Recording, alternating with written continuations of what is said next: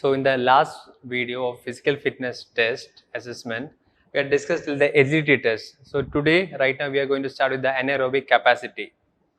So in anaerobic capacity, if you want to test, we can use a Wingate test or Wingate anaerobic test, which is actually used for test of anaerobic leg power conducted over a 30-second period of time, which is developed by the Wingate Institute of Israel during the 1970s. So here we can measure the anaerobic power of the lower body. Equipment required is the flash or the modified Monarac cycle ergometer. This is a cycle ergometer. So in that procedure, subject is instructed to pedal the cycle as fast as possible for the 30 seconds. Then in the first few seconds, resistance load is adjusted to the predetermined level, which is usually about 45 gram per kilogram of body weight or 75 gram per kilogram of body weight, according with the Flage as well as Monarch for adults. So the scoring is mean and peak power, that is ideally measured in the 5-second interval of the test expressed in the watts. Then relatively peak power, that is determined by the dividing peak power by body mass or expressed as weight per kilogram. Then last point, the mean peak power or minimum peak power and the fatigue index determined from the decline in the power. These are the scorings. It is mean and power, relatively peak power and mean peak power.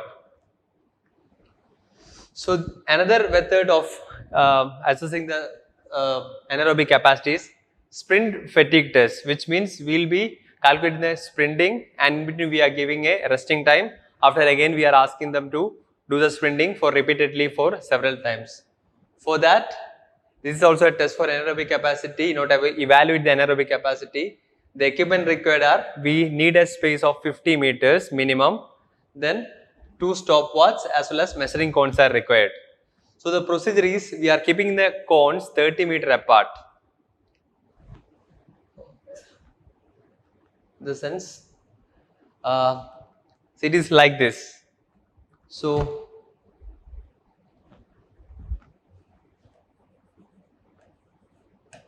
this is 30 meter. 30 meter apart, we will be keeping 2 cones, A as well as B. Then from A to 10 meter, here also we have to keep a cone on the both the sides. This is 10 meters. So 30 meter, the player had to sprint either from A to B or B to A. Here also we have to put 2 cones on the each side. So suppose if the person is starting from here A, then the person had to sprint till B, that is 30 meter. Then in this time, that is from B to maybe C, I'll consider 10 meters, he can just relax, and this is the recovery time for the athlete. A to B, he had to sprint as fast as possible. This B is in order to make sure that the person had to sprint from A to B as fast as possible. Then slow down his pace. Within the recovery time, he can go back. Then from B to A, again he had to sprint. Then it will be continuously repeating.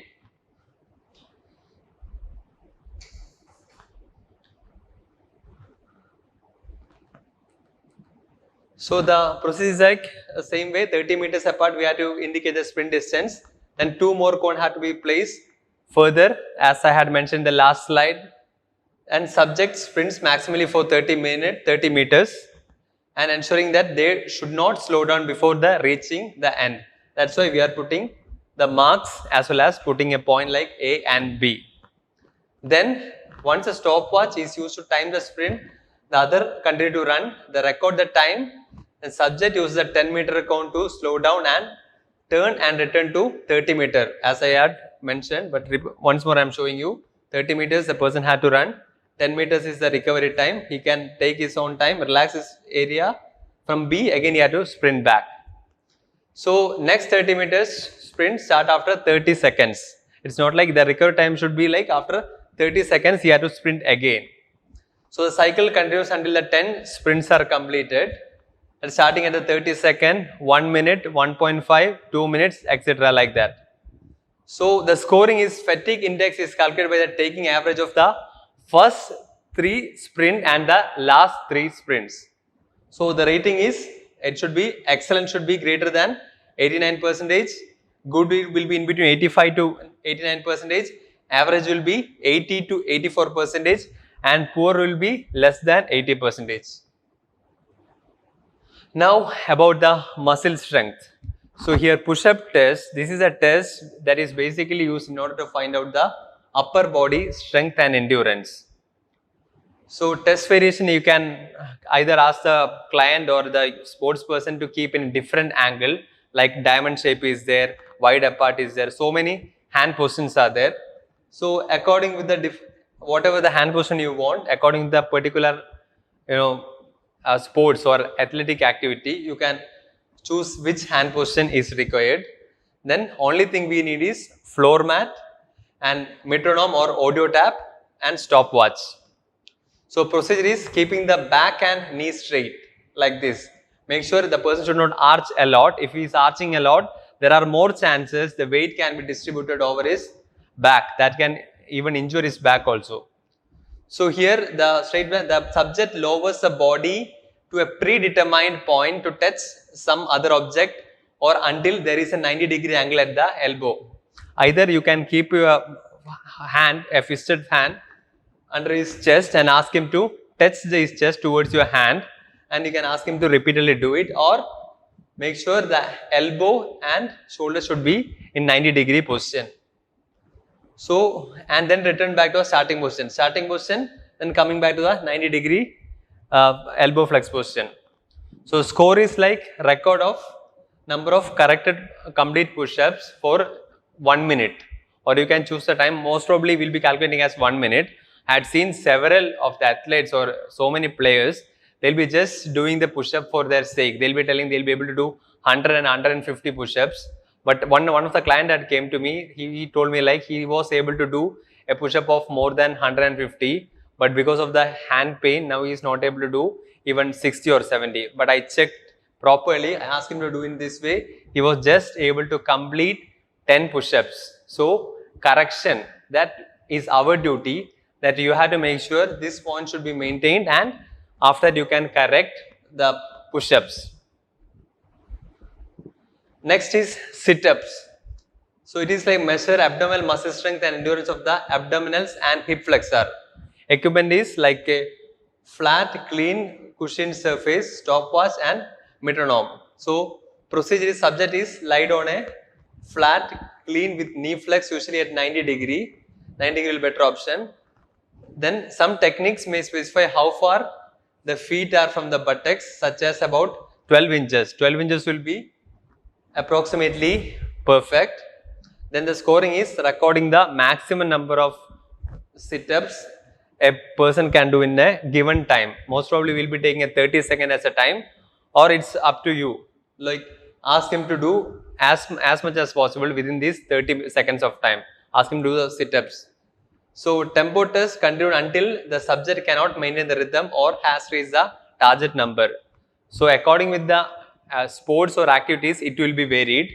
For some athletic area, they'll be like they have to reach around 100 sit-ups within a particular time. If the person is reaching the 100 sit-ups, then you can ask the player to stop it, or else according to the time. If you are calculating 30 seconds, then just ask the player to do sit-ups for 30 seconds or 1 minute. Next is one repetitive maximum. This is just like we'll be asking the player or athlete to lift one repetitive maximum. That will be his maximum repetition, what or the maximum repetition a player can do by himself. For that, measure the maximum strength of various muscle and muscle group. It is like we are measuring the isotonic muscle strength and measure the maximum weight of a subject which can lift by one repetition. Equipment requires are free weights. It can be barbell or weight plates. The procedure is like first the player had to warm up properly. Then we had to ask the player to choose a weight that is achievable for him. Then after a test, we have to give the player rest for several minutes. Then we can ask him to try it again, or we can ask him to increase the weight and try it again. The athletes score subsequent weights until they can only repeat one full and correct lift of that weight. For example, if you want to find out the 1 RM of my biceps, it's like, just imagine this is a 5 kg dumbbell. So 5 kg dumbbell, I'll be able to lift it for more time. So once the player had lifted the weight, you have to ask the player to rest for several minutes. Then you can increase the weight. It can be 10, 15. So 10 also I'll be able to lift it for 2-3 times. Then okay, you have to proceed for 12.5, 15. So just imagine my 1 RPM will be approximately maybe right now 20 kg maybe my RPM, 1 RM. I think so, because I didn't work out till so long. So if 20 kg, if I am just able to take elbow flexion with the 20 kg for just one time, that will be by 1 RM. So if just imagine if a player is able to lift it for 2 times, then it can't be considered as a 1 RM. 1 RM in the sense the player will be able to lift properly and in a sequence such a way that the condition or the procedure should be fine. So 20 kg, if I am just able to lift it for one time, then that is my 1 RM. So 1 RM is calculated by the weight into 1 plus repetition by 30. Now this is the cardiovascular endurance test. They are divided into maximal test and submaximal test. Maximal test which measures or predict the VO2 max, and it is defined by the plateau of VO2 further with the increase in the workload, and heart rate maximum within the 15 BPM of age predicted. Heart rate maximum is 220 minus age. So just imagine if a person is 100 years of age, then his heart rate will be 220 minus 100, that is 120. Thinking in such a way that the person won't live till 220 years of age. And respiratory exchange ratio, it is greater than 1.10, that is carbon dioxide production divided by VO2. In the submaximal test, it will be like predict VO2 max and make diagnose and assess the functional limitation, assess outcome of the intervention such as exercise programs. It also measures the effect of pharmacological agents, examines the effect of recovery strategies on the exercise performance, and we have predictive test and performance test. In the predictive test, predict the maximal aerobic capacity. In the performance test, we can measure the response to standardized physical activities that are typically encountered in everyday life. Next is multi-stage fitness test. This is what we call as beep test. This is a test which mainly you are using for aerobic, cardiovascular aerobic activity. No, not aerobic activity. It's like a kind of fitness test where it is like continuously player have to run. So we require a flat non-slip surface, marking cones, 20-meter measuring tape, beep test audio, the music player and recording sheet. Now at presently we will be having different apps in order to play the beep test audio. You can choose from the Play Stores or App Stores. Then one sound will be coming. It's like the player have to reach from one cone to another cone within the it beeps. So procedure continues running between 2 lines, that is 20 meter apart, in time to recorded beeps. The speed at the start is quite slow, which increases with each minute or level. For example, first it will be like beep, it will be starting, then we'll run, he'll reach there, then after that the beep will be coming. Next minute, for example, first it will be beep, after reaching here it will be beep. Then second one, the pair will be starting, from here it will be beep, will be starting. Then the interval between each beeps will be coming down. So in the later stages, the player have to run as fast as possible in order to reach the cones. So here athletics score is in the level and the number of shuttle runs, that is 20 meter, reached before they were unable to keep up with the recording. So if the player is leaving the or feeling unconfident, or if the player is not able to reach within the beep within this 20 meter, then we had to calculate the how many levels they had calculated. So VO2 max is equal to 31.025 plus 3.238 into velocity minus 3.28248 into age plus 0.1536 into age into velocity. So this is a beep test for the Everton Football Club. Normally for football players, the beep test, the normal value will be 13.09. It's like standardized value for football players. So if you want to test, it's like we can put every player in a single stretch, but make sure the therapist or athletic trainer should be able to evaluate each player, or you can ask more athletic trainers or physiotherapists for this. I think you may know him. He's David Beckham. He have an impressive score of approximately 16. That is, a proud moment for all footballers, because 13.09 is the normative value for beep test in the football player, but David Beckham had scored approximately 16. That is his score. Now it is yo-yo intermittent test. It is somewhat similar to the beep test. It's also we can call as modified version of the beep test, which that participant have a short active break in between 5 and 10 seconds for the intermittent endurance and intermittent recovery test. It evaluates the individual's ability to repeatedly perform interval over a prolonged period of time. Equipments are like same. Cones we require, marking cones, measuring tape. The same way, for playing an audio tab or MP3 player, CD player and recording sheet also is required. Next is the maximal oxygen consumption test. It measures the VO2 max directly by the indirect calorimeter. Equipments required is oxygen and carbon dioxide analyzers, ergometer on which the workload may be modified, heart rate monitor and a stopwatch. An expired air may be collected and volume measured via Douglas bags or a Tysett tank or measured by a pneumotac or turbine ventilator. So the procedure is exercise is performed on an appropriate ergometer.